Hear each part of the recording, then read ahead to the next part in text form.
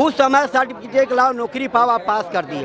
15 साल आप सेवा लेते हैं, अब 15 साल के बाद कहते हैं कि बीपीएससी का एग्जाम लेंगे। मैं कहना चाहता हूँ 60 बरस तक हमसे सेवा लेते हैं, 60 बरस से सेवा लेते हैं, सेवा के बाद उतार देते हैं। क्या मेरा ताकत रहता मैं कुदारी चलाऊंगा? मैं अपने बेटे से 100 रुपया मांग के बाजार जाऊंगा?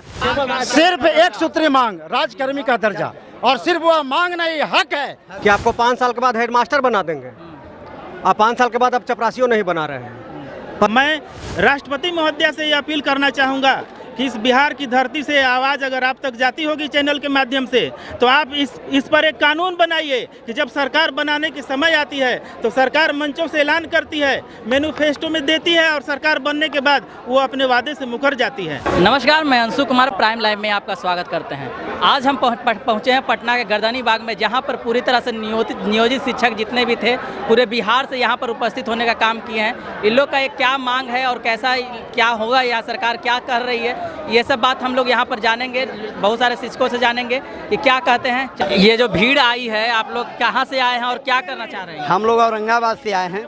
हम लोग शिक्षक का एक ही मांग है, राजकर्मी का दर्जा। हम आपसे पूछना चाहते हैं कि आप जो बीपीएससी के आज जो कहते हैं कि एग्जाम ले रहे हैं, जिस समय आप बहाली किए थे उसी समय बीपीएससी का एग्जाम लेके करते। जो नहीं पास करता उसको नहीं आप लेते। उस समय सर्टिफिकेट लाओ, नौकरी पाओ, आप पास कर दिए।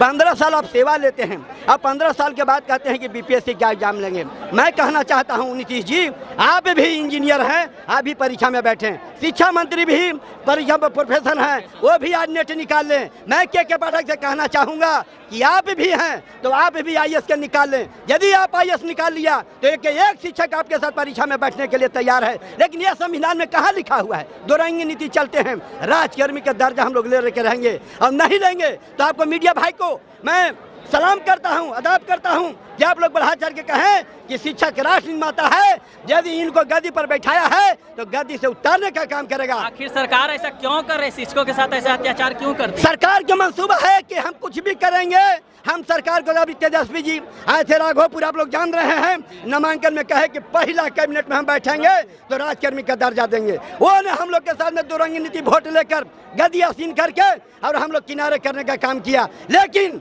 शिक्षक ने संकल्प ले लिया है कि 2024 जिस तरह 19 में आप एमपी में 0 पर आउट हुए हैं, उसी प्रकार अब मैं दावे के साथ कहता हूं, सारे संगठन के लोग एक मंच पर है कि आपको ईंट से ईंट बजाएंगे और 0 पर आउट करेंगे और 25 पर गद्दी से आसीन उतार देंगे। और आप सपना नहीं देख पाइएगा जब तक राजकर्मी का हमको दर्जा नहीं मिला। मैं कहना चाहता हूं 60 बरस तक हमसे सेवा लेते हैं, 60 बरस से सेवा लेते हैं, सेवा के बाद उतार देते हैं।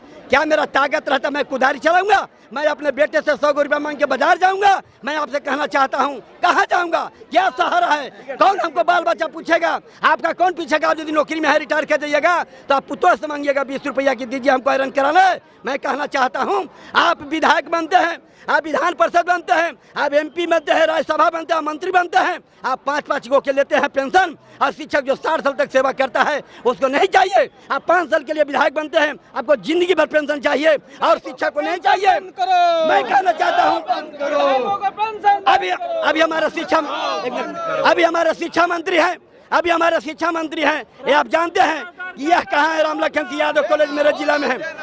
यहाँ से वेतन लेते हैं, आवाज बता वहाँ से लेते हैं। यह क्या नीति है? यह क्या संविधान है? यह लोकतंत्र है। लोकतंत्र में आप कुछ चल रहे हैं, लोकतंत्र को ये चलने नहीं देंगे।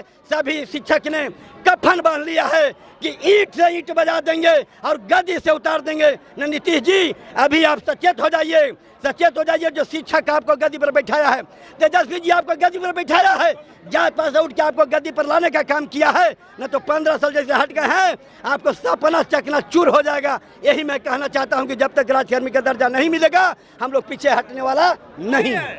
तो आज का जो ये भीड़ है केवल राजकर्मी का दर्जा के लिए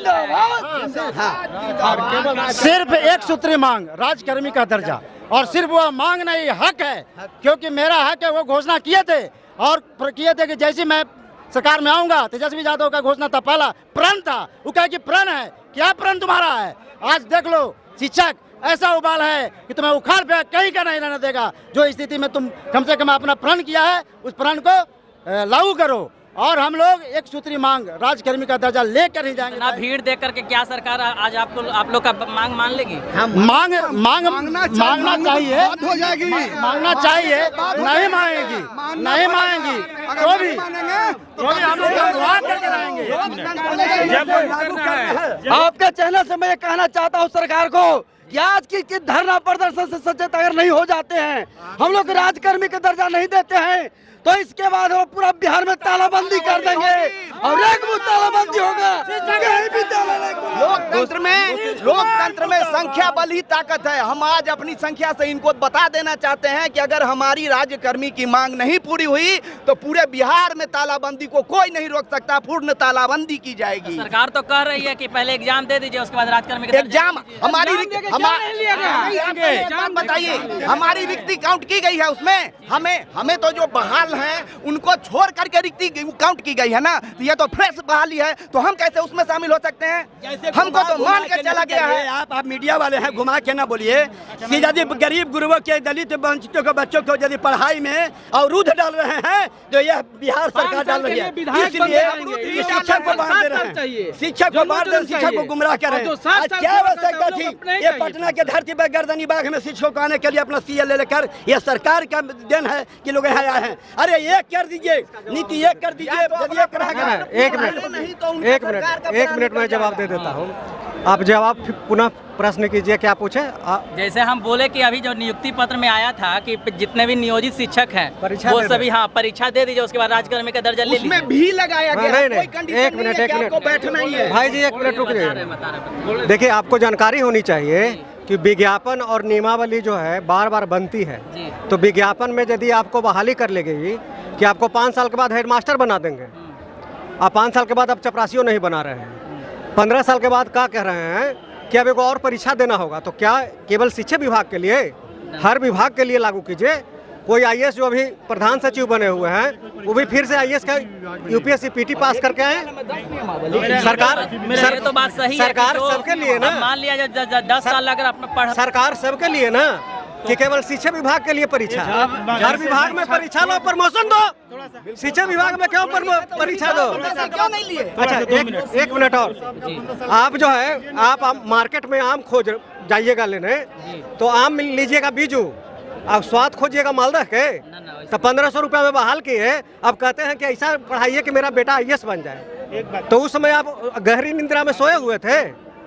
2005 हमारे शिक्षक जो है सभी वेल क्वालिफाइड हो गए बिहार सरकार के अनुसार, दस्ता पास कर गए, टीईटी पास कर गए। अब कौन परीक्षा? और बीपीएससी देने के लिए और नहीं, आप भी पत्रकारिता करते हैं। पत्रकारिता में यदि कोई परीक्षा पास करके आए और फिर अब 20 साल के बाद कहिए कि सबको हटाएंगे जल्दी से परीक्षा, ये तो गलत है। क्योंकि अगर मान लिया जब आप गलत कह रहे हैं तो मैं आपके चालन के माध्यम से कह रहे हैं कि आवाज जो है सरकार तक पहुंचाइए कि नियम लागू करे तो सभी विभाग के लिए करे, केवल शिक्षा विभाग के लिए नहीं, दोनों के लिए गलत है। जो आईएएस को प्रमोशन करते हैं सरकार जब भी परीक्षा पास करवाइए। 2005 में यही नीतीश सरकार मंच पे, गांधी मैदान के मंच से बोले थे कि नौकरी लेना है तो सर्टिफिकेट दिखाइए और नौकरी लीजिए, सर्टिफिकेट लाइए और नौकरी पाइए। तो आपने सर्टिफिकेट लिया, हम नौकरी पाए। हमारी भी मजबूरी थी नौकरी पाने की, आपकी भी मजबूरी थी 1500 रुपये में खटाने की। तो आप क्वालिटी ऑफ एजुकेशन की बात क्यों कर रहे हैं? इसमें बहुत सारे इंजीनियर भी हैं, डॉक्टरेट भी किए हुए हैं, बहुत सारे ऑल क्वालिफाइड हैं, लेकिन आप उनको वेतन दे कहाँ रहे हैं? एक मुफ्त वेतन पर वेतनमान पे खटाते जा रहे हैं। मैं राष्ट्रपति महोदया से ये अपील करना चाहूँगा कि इस बिहार की धरती से आवाज़ अगर आप तक जाती होगी चैनल के माध्यम से, तो आप इस पर एक कानून बनाइए कि जब सरकार बनाने की समय आती है तो सरकार मंचों से ऐलान करती है, मैनिफेस्टो में देती है, और सरकार बनने के बाद वो अपने वादे से मुकर जाती है। ऐसा आने वाले पीढ़ी के साथ नहीं होना चाहिए। आप इस पर एक कानून बनाइए।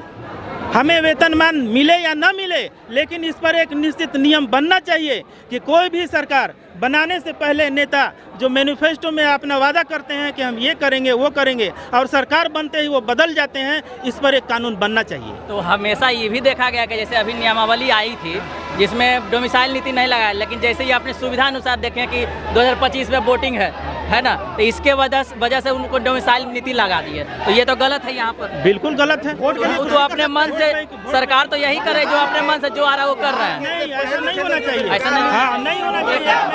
मुताबिक मैनिफेस्टो होना चाहिए। अगर आपकी औकात है वो काम करने के लिए तो आप मैनिफेस्टो में पहले दें और अन्यथा वो वादा न करें।